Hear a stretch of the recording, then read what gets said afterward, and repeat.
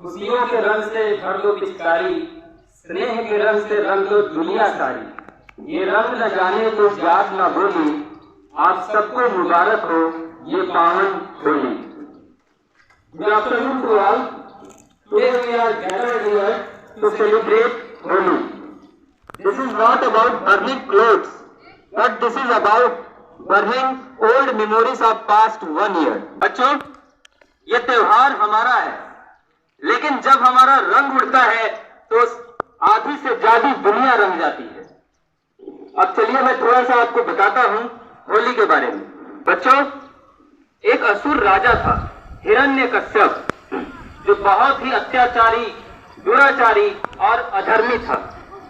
उसने घोर तपस्या की और तपस्या के बाद उसने 5 वरदान लिए, और उस वरदान में था कि ना तो उसे कोई इंसान मार सकता है, ना तो कोई उसे जानवर मार सकता है, ना तो उसकी मौत घर के अंदर हो सकती है, ना तो उसकी मौत घर के बाहर हो सकती है, ना तो दिन में हो सकती है, ना रात में हो सकती है, ना अस्त्र से हो सकती है, ना शस्त्र से हो सकती है, ना जल में, ना आकाश में, ना धरती पर हो सकती है।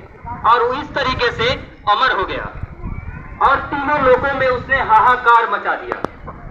तब उसने प्रजा को आदेश दिया कि वो भगवान की जगह प्रजा उसकी पूजा करे, क्योंकि अब संसार में वही सर्वशक्तिमान और परमेश्वर था।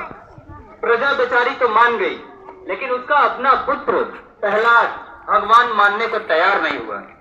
उसका अपना पिता हिरण्यकश्यप अपने बेटे भगवान प्रहलाद को कई बार मारने का प्रयास किया, परंतु हर बार प्रहलाद भगवान की कृपा से बच जाता था। फिर एक दिन हिरण्यकश्यप ने अपनी बहन होलिका को बुलवाया। होलिका के पास वरदान में मिला एक चमत्कारी चादर था। अगर वो उस चादर को ओढ़ लेती थी तो अग्नि में जल नहीं सकती थी।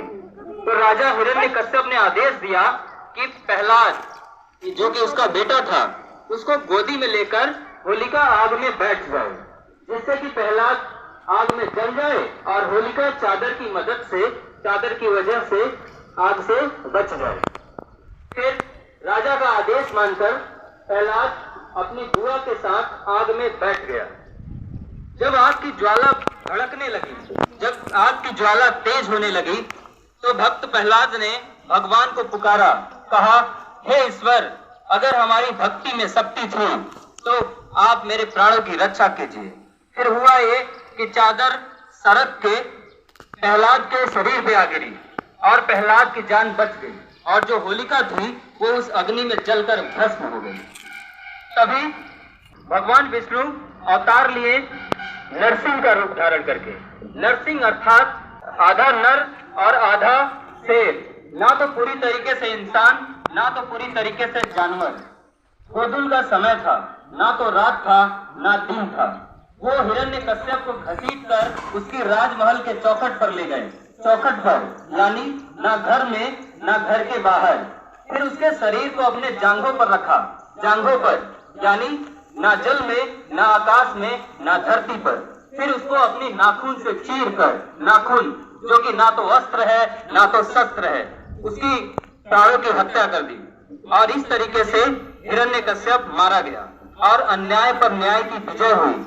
और इसी अन्याय पर न्याय की विजय को हम होली के रूप में मनाते हैं, और होलिका का अग्नि में दहन होलिका दहन कहलाया।